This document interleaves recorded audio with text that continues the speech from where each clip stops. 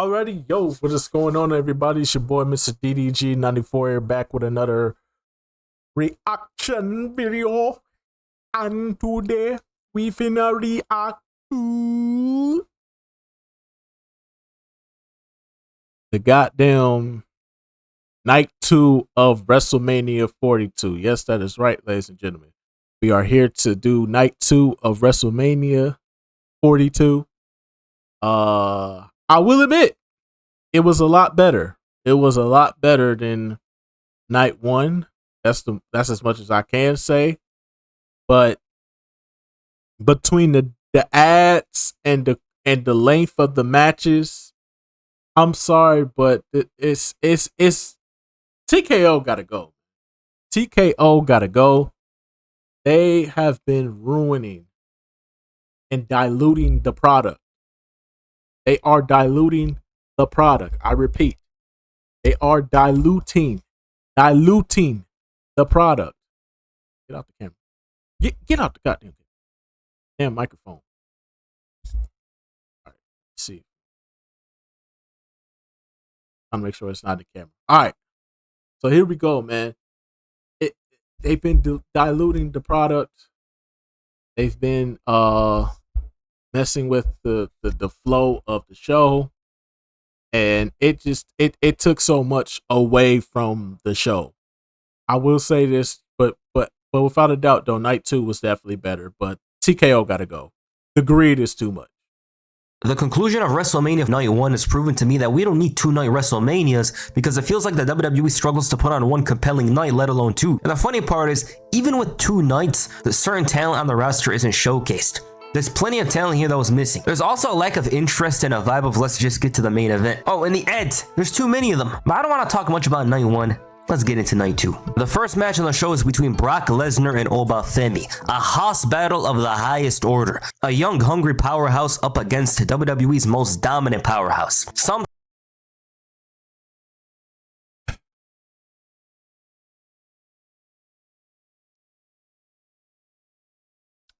Ain't nothing left to be said. Just play it. Black, y'all, and I'm black, y'all, and I'm blacker than black, and I'm black, y'all, and I'm black, y'all, and I'm black, y'all, and I'm blacker than black, and I'm black, y'all. I'm blickety black, blacker than black, I'm blacker than black, yo, because I'm black and I'm back.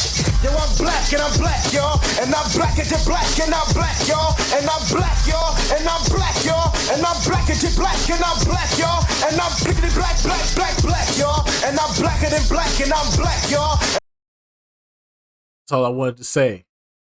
Because one time for the one time, my brothers.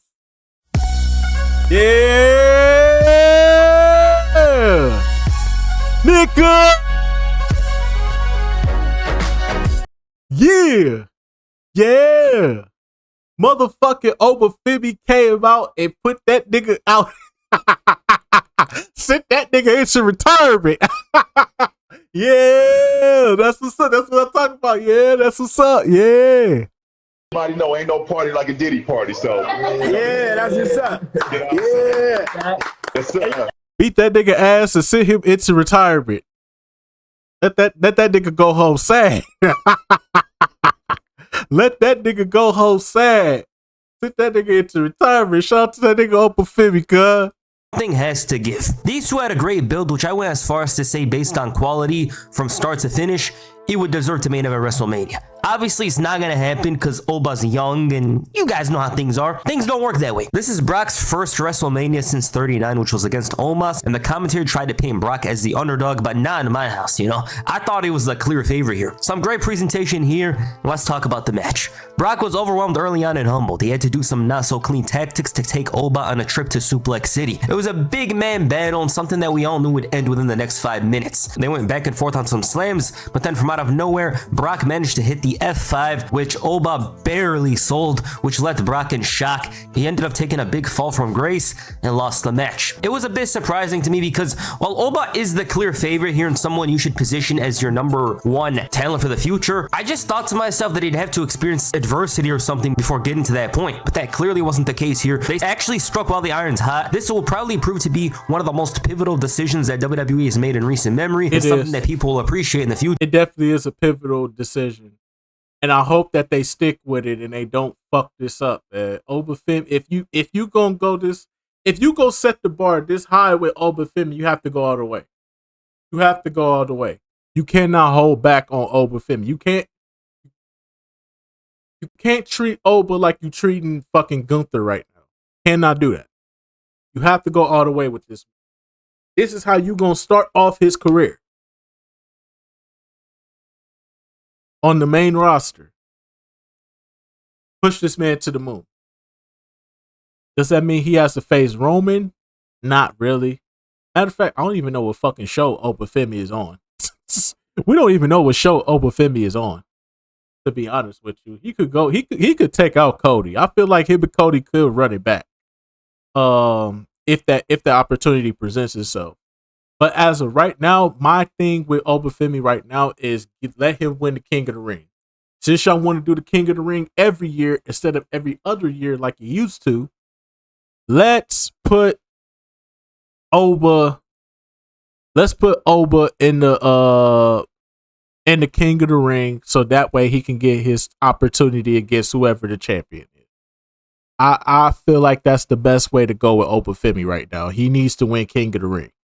Not Money in the Bank, not a bullshit battle royal for the number one contendership. No. You give him the King of the Ring. Let him strut as the King of the Ring. It fits his character. The ruler is the King of the Ring. And then you can give that moniker to him and he can walk around like with the crown on his head and stuff like that. Bro, you could do this stuff with him. There's so much potential here with Obafemi, bro. I hope they just execute on it. Because Obafemi is a huge star. He has charisma. He's a big man. He could talk. He has the look. Everything about him is WWE superstar. So yes. I'm glad they actually did that. After the match, though, it seems as if Brock Lesnar has retired. Now, I don't know if Brock has actually retired here. It's a bit of a shocker, to be honest, because you'd figure he'd spend the next few months until SummerSlam, which is... I believe it when I see it. Unless he says the words out of his mouth, yeah, I'm done, I'm retired, I can't take it no more. I fought the good fight. I can't do it no more. Unless I hear the words out of his mouth, I do not believe he is retired. I believe this is a work. I feel like he's still going to go into SummerSlam facing Gunther. We'll have to see though. In his hometown, but you never know. You know, he lost to an up-and-coming talent here. It has all the makings of a retirement match when you look at it from a distance. So maybe Brock did retire, but if he did, he had one of the best careers in WWE history, a huge peak. He had the biggest peak in recent memory, ending the streak and going on a year-long title reign. So it's great to see Oba actually overcome that in his first try. But yes, if it is the end for Brock, he had a great career. He had one of the biggest careers in recent memory, and obviously it was time to hang those boots because he's gotten old and age is caught up to it. The six-pack ladder match. Penta defends the gold against... Yo. I'm not gonna lie. This is in contention for best match of the night. Best match of the entire WrestleMania. I have to say it, bro. This is in contention for best match of the entire WrestleMania, bro. I have to say it. They went out here and did their thing, bro. They started off night 2 excelente. Excelente. I fuck with it heavy. This is how you make a WrestleMania feel like WrestleMania. I don't know what the fuck night 2 was. I don't know what not night 2, but night 1 was. I don't know what the fuck that bullshit they was trying on night 1. But this right here, nigga, this is how you start a fucking pay-per-view, dog. For real. But anyways, though, back to the video.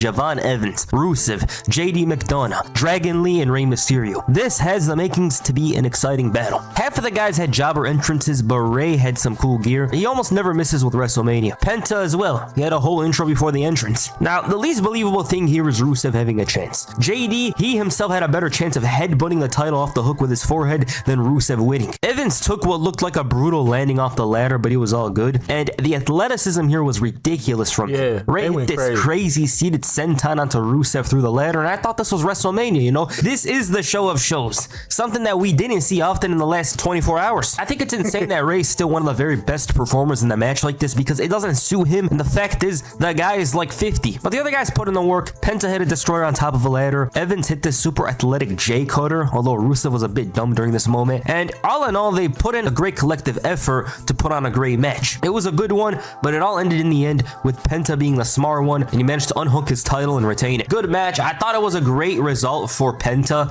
something that was very important. I believe that Penta should have won this based on logic, although I wouldn't have had an issue at all with Evans winning. The reason why I say that is because Penta just won the title, number one, and number two, he suits the Intercontinental Championship to a T. Yeah, like, the title fits him perfectly. It fits him perfectly to the point where I think he could elevate it to greater heights, even though the title is pretty valid, I'd say. But yeah, these 6 men put on a wonderful performance here, some great stuff, and it definitely felt like WrestleMania during and after this one. Sami Zayn defends the United States Championship against Trick Williams. So Zayn is hated now.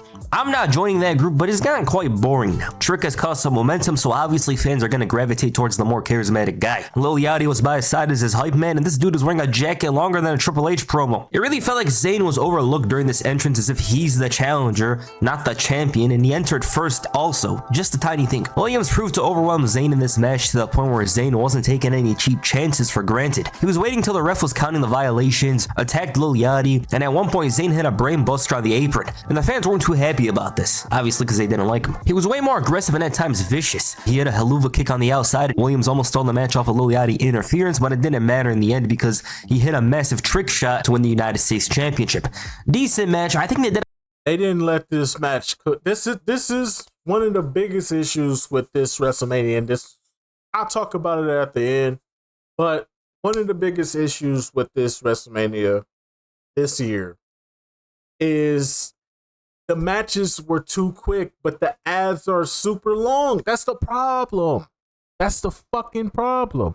The ads are too long, but the matches are shorter. So you're giving us less and trying to feed us more bullshit ads. I'll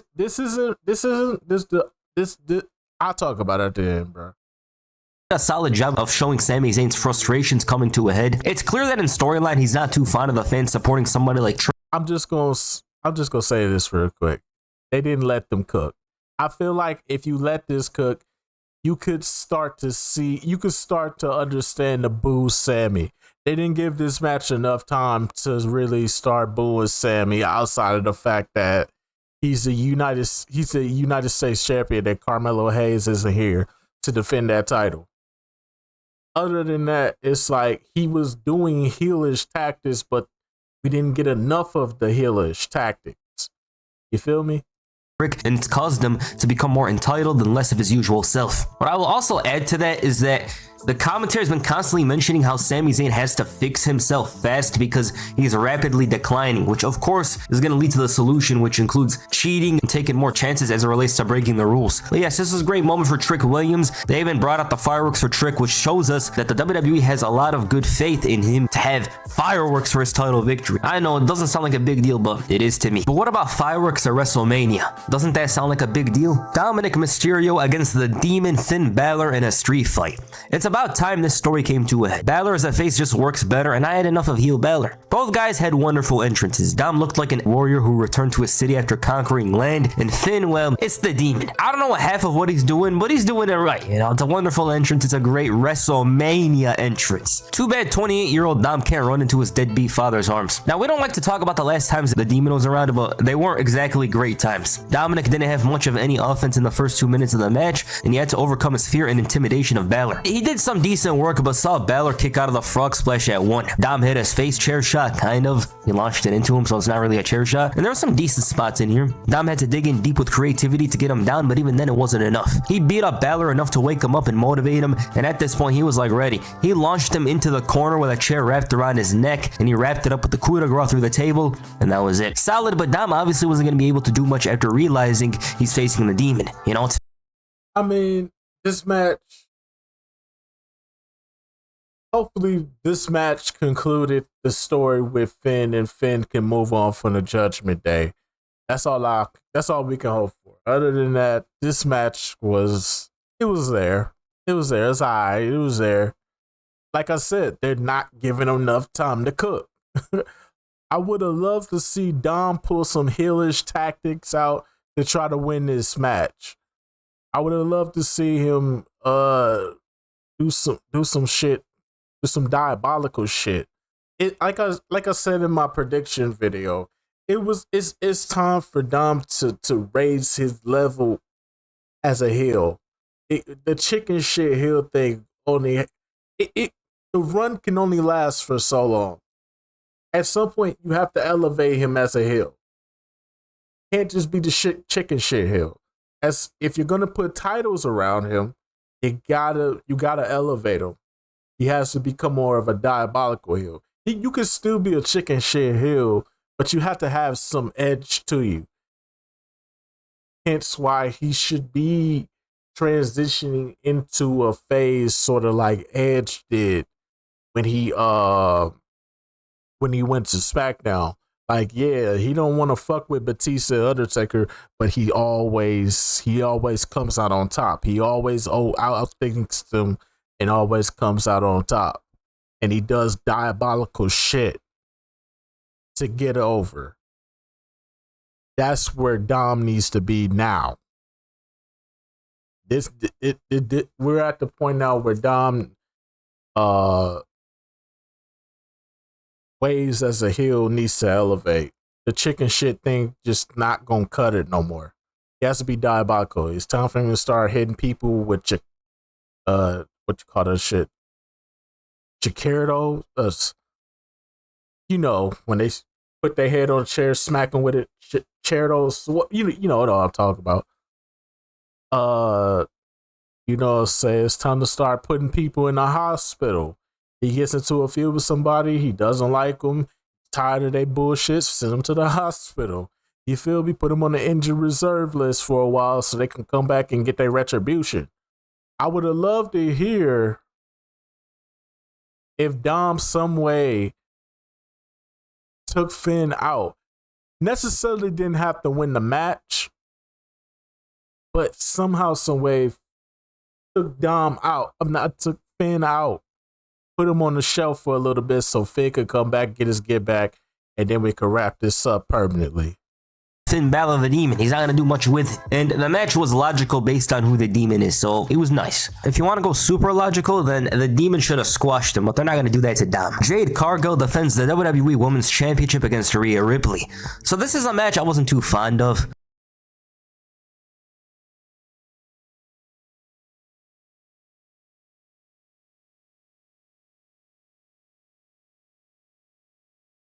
What they put on your sandwich? Too much goddamn mayonnaise.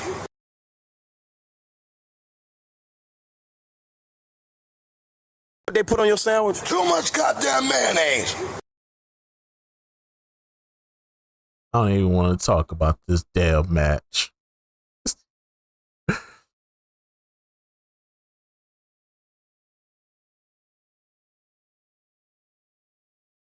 She got the biggest boot and somehow, some way reverse that into a riptide. Fuck out of here, bruh. Fuck out of here. Whoever wrote this shit, I mean, I don't mind Rhea winning. It's just the way how she won was bullshit. Try. The match was good, though. I'm not going to sit up here and shit on the match. The match was good. It's just the ending. Try. I can't defend that ending, bro.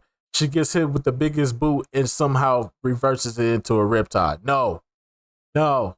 No, no, not going for it.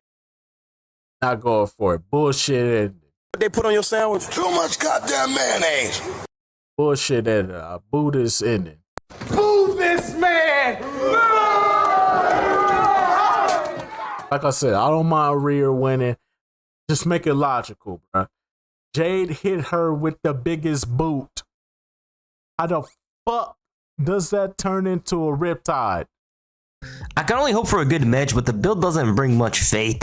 Jade got so much aura, I don't need to say it, but white attire Rhea at a WrestleMania is bound to deliver. She has a pretty good WrestleMania resume so far in her career, and I don't even think she's 30. But let's talk about the match. Jade overpowered Rhea here. She was much stronger and used that to her advantage. It felt like a match early on where Jade was not really breaking a sweat all too much. Oh yeah, Jade was on some freaky shit in this match. I ain't gonna hold you. When she was pinning Rhea, she was humping her. Hey, I was like, hey, yo, this is a PG show. There's children here, woman.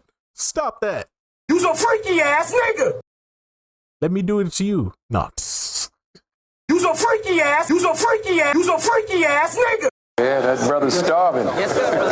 While Rhea, who was enduring punishment, was looking for more problems. There was that big title feeling here. It felt like a vibe because these two are stars. Jade was still powering Rhea and hit this impactful spine buster, and it's like, what is she gonna do at this point? Then Michin and BFAB showed up. It seems like the hope is gone for Rhea Ripley, but she was still in it. Then Io showed up. Io Sky finally makes a WrestleMania appearance this year and clears house. Jade almost finds herself in a disastrous position after being distracted, avoids the riptide only to fall back in the same position, with Rhea doing a slick escape into position for the riptide in victory. This is a bit of a weird match. Now, I just want to say I thought it was a good match. I liked parts of it a lot, and the story that was told with Jade being this unstoppable force for Rhea. You know, she had to work small. She worked more as the underdog. She kicked out of the one-winged angel and all this stuff, but I could have done without the interference. That's, of course, the key to Jade losing, but why can't there be definitive results? And I really wish there was definitive results. Like, if I was a wrestler, I'd lose clean. I don't care. If I'm a star, I'm a star. I'm losing. I'll lobby to lose clean. I don't care. But that's just me. Also, this guy paid to sit there doing nothing. I had to search his name. He has 16 million followers. Everybody was talking about this dude. I didn't.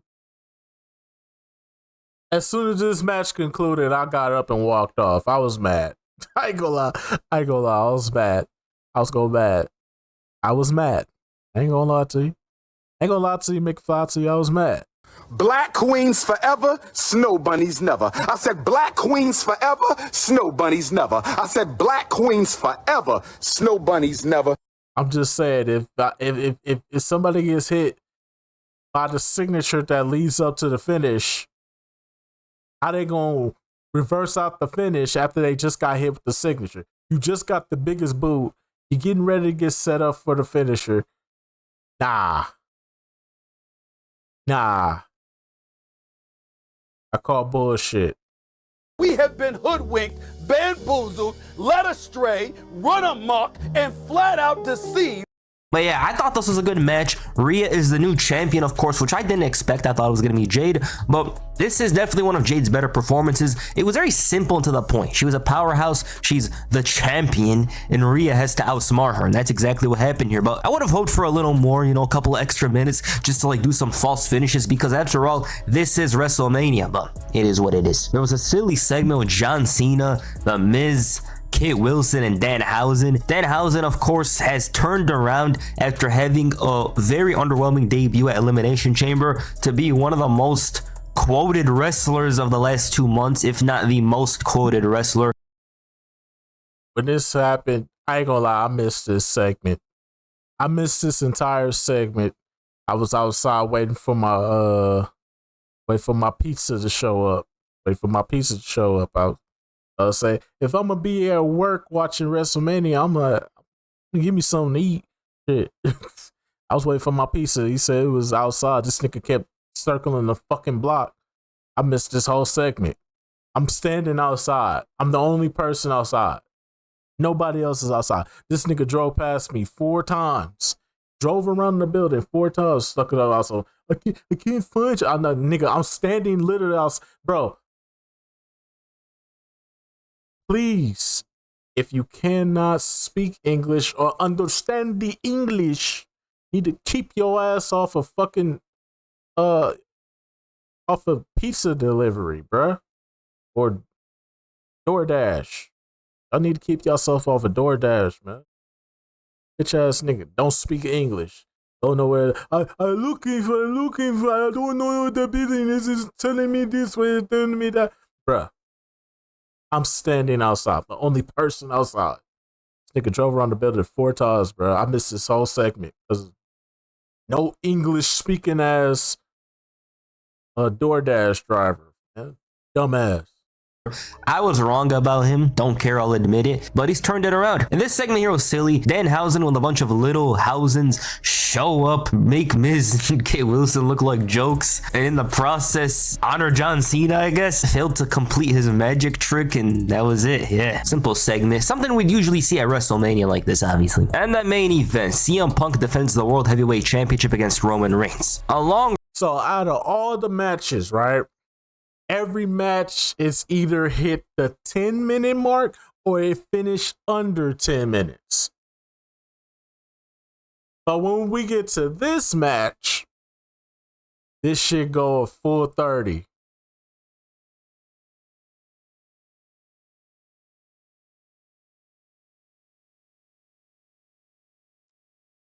It's that bullshit. They give this match a full 30. Every other match, nah, we'll give you 10 minutes and then we gotta put like 8 to 9 minutes of fucking ads. We'll get there when we get there. Road to get here. Punk and Roman's story went through 4 layers of story to get here. Roman having to do it alone, the Jey Uso and Big Jim influence, contempt from Roman over the love that the fans have for Punk, and of course jealousy from Punk over Roman's wrestling heritage. Reigns once again had a big entrance. He brought back his Tribal Chief entrance song, whereas CM Punk was here with his AFI song. I always think of the Chipmunk one, but it's incredible how CM Punk finally accomplished his goal of main eventing WrestleMania. You would think it would never happen, but, and it sounds corny to say, but always follow your dreams. I don't need to be the one to say that to you, but use this for inspiration. Love or hate the guy, it's inspirational how he managed to do it. His jacket had a couple of backstage figures. His dog Larry and the legend Harley Race, and head of the veneers and Punk, well, I was ready for this. This started off early with Punk overwhelming Reigns. Now obviously Roman came to work. You know, right when the bell rang, it's like this guy is really into this battle. And it's for good reason, because there's no bigger wrestling event than WrestleMania. There was so much hatred from these two and the fans were fully invested. They both had their moments during this part of the match. Roman with plenty of trash talking, a big clothesline, but then Punk rebounded. Great moment here with Punk catching Reigns off guard with the knee in the corner. Then they made their way to the outside, or at least Reigns. But this proved to be a big mistake from Punk as Reigns hit 3 Superman punches. Reigns even blasted him with the steel steps to bust him open. The ref didn't call it since it was the main event of WrestleMania, and then what followed was a callback to the announce table spot, which of course comes from the Shield, but that's looking too deep into it, so let's just call it a regular announce table spot. Punk managed to pull out a GTS from out of nowhere, and Reigns responds with the spear. And Roman saw with his own eyes the common story of the title reign, Punk being resilient and finding his way out of these situations. Roman was driven and obsessed. It was a bit similar to Cody the previous night, but not to the same level. Punk hit this goofy Superman punch, and then he took a Ula Fala and wanted to win with it on. A crazy near fall foul. That thought it was it for half a second, and then a guillotine choke from Rowan follows. Punk struggles but escapes. Clothesline from both men, and it's time for the final sequence. They had a heated exchange, so much hatred. Then Punk pulled out a low blow in the GTS, but it wasn't enough. It was a cool moment because it's like Punk hates this guy so much, he's willing to not just bend the rules, but break the rules. And obviously it's because he has to return the favor from early on with the steel steps. A huge elbow through the table. Punk had him with the GTS and he had went all out at this point, but he couldn't lift him for the second one and took a spear. Punk was desperate. He knew that he was on borrowed time and that the run was over, but even then, he still managed to show his hatred of Reigns. Not gonna lie, that ending was bullshit. That ending was some bullshit. I ain't gonna. That ending was some bullshit. Like, let's be for real, dog. He lands on top of him for a second GTS, but his body can't handle anymore because of all the dead. He just hit it with a GTS.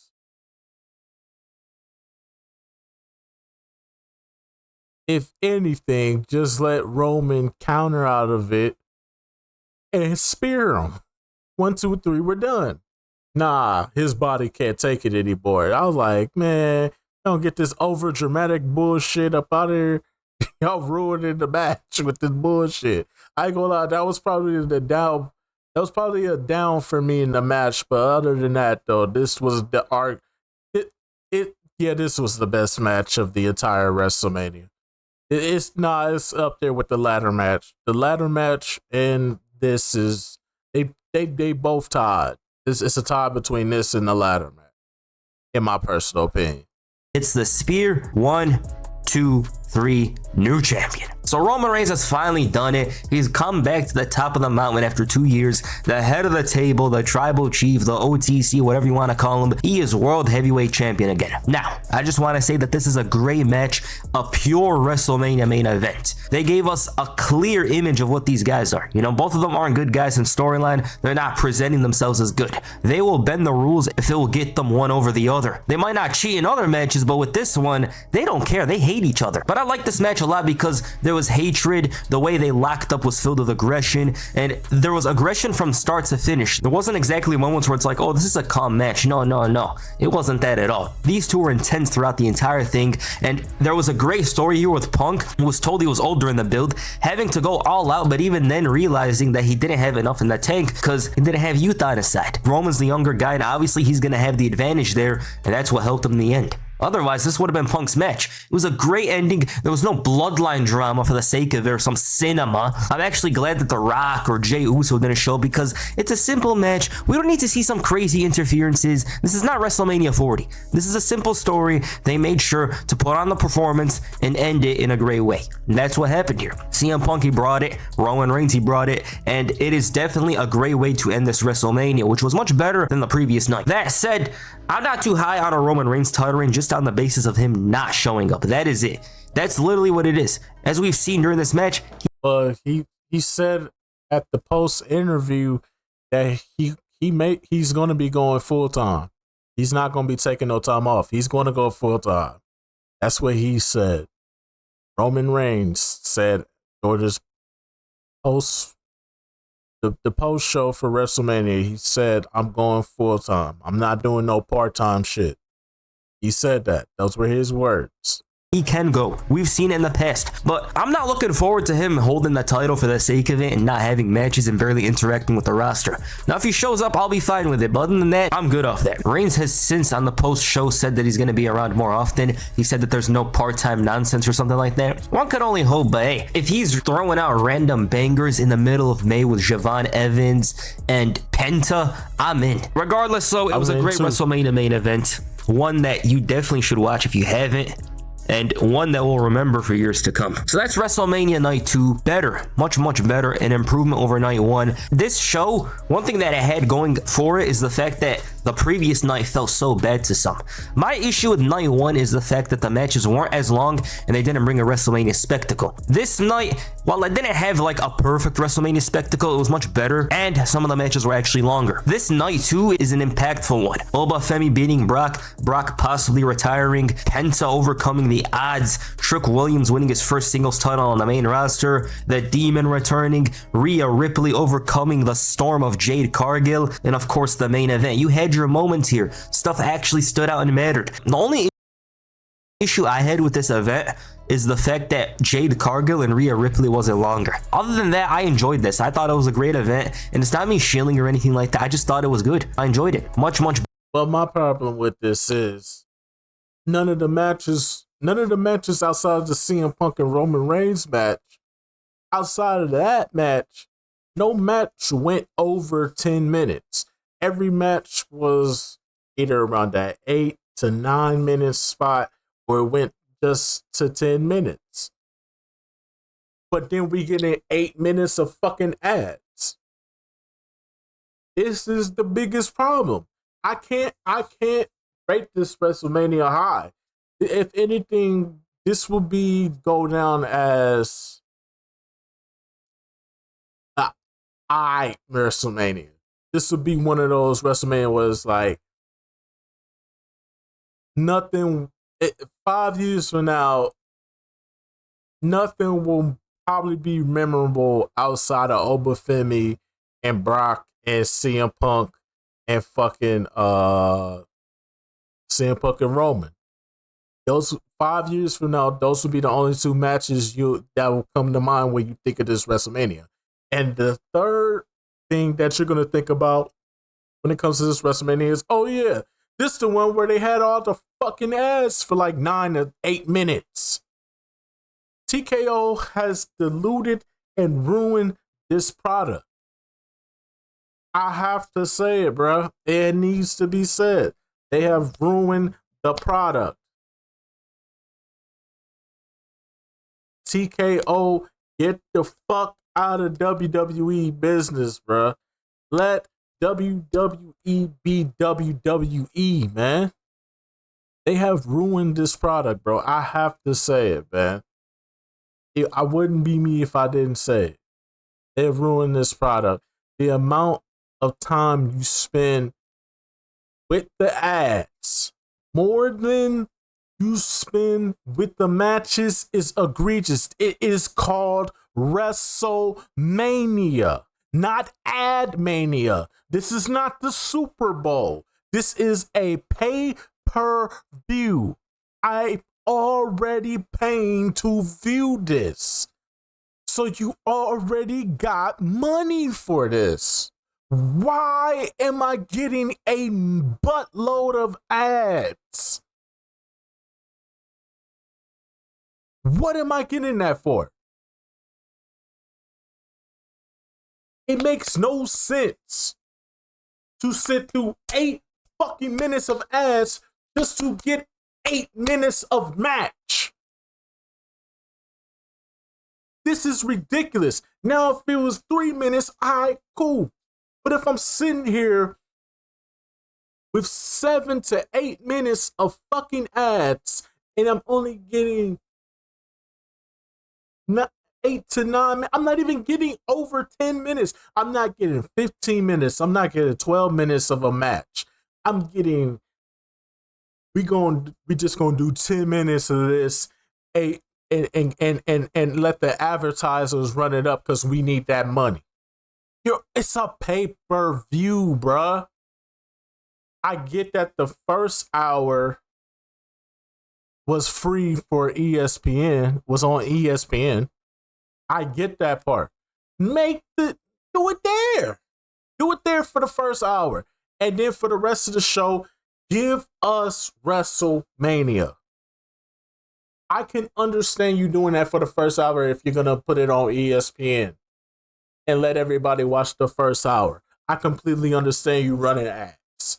I can completely understand that. But my nigga,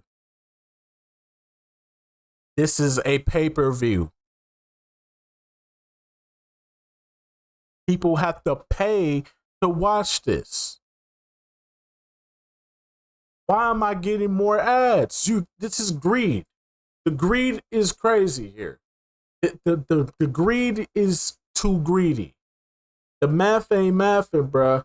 I'm getting less match but more ads, or I'm getting the same amount of match and the same amount of ads. That don't make sense. It should be more match, less ads. My God. I mean, I don't want the nigga to come back, but the way how he ran this shit is 10 times better than what we're getting right now. I really wish that Vince would come back. I hate to say it, but I wish Vince would come back, bro. And fix all this shit. This is ridiculous. It's like the advertisers in the ring ain't enough. Like the advertisers that's sitting in the stands or walking around with their mascots doing a little woohoo. You got the general in the crowd. You got all these athletes and celebrities in the crowd that endorse products. You telling me you just can't do it with them before a match starts or after a match ends? Be like, hey, it's the general. Hey, it's such and such from that commercial. It's Jake from State Farm. You could do that after the match. Dog. This didn't feel like WrestleMania. This felt like they're giving me a little bit of a match and they're forcing me to sit through a bunch of ads. Fuck out of here. Fuck out of here. Fuck TKO, man. Fuck him. Fuck him. I say with my whole chest, fuck TKO. But anyways, though, that's just gonna about do it for this one. Most definitely. Night 2 was better. If I had to rate it, give it a C+. Yes, I can only give it a C plus, bro. I'm not gonna sit up here and act like because night 2 was better, oh, WrestleMania was great. No. I still had to sit through a long ass amount of time with ads. And I'm still getting little to no match. And the only match that got proper time to tell a story, to keep me intrigued, to make it feel like I'm actually watching a WrestleMania match was the fucking main event. This shit was trash, bro. Get TKO up off. Get TKO up out of here, bro. As long as TKO is here, WWE put the fries in the bag, bro. Just put the fries in the bag, bro. You washed. You light my fire. I move this man. You're done. You're washed. It's over. You're not that guy, pal. Trust me. You're not that guy. Get this sorry ass nigga out of here! You stop! Man, you know what? I'm tired of you. I'm tired of this shit.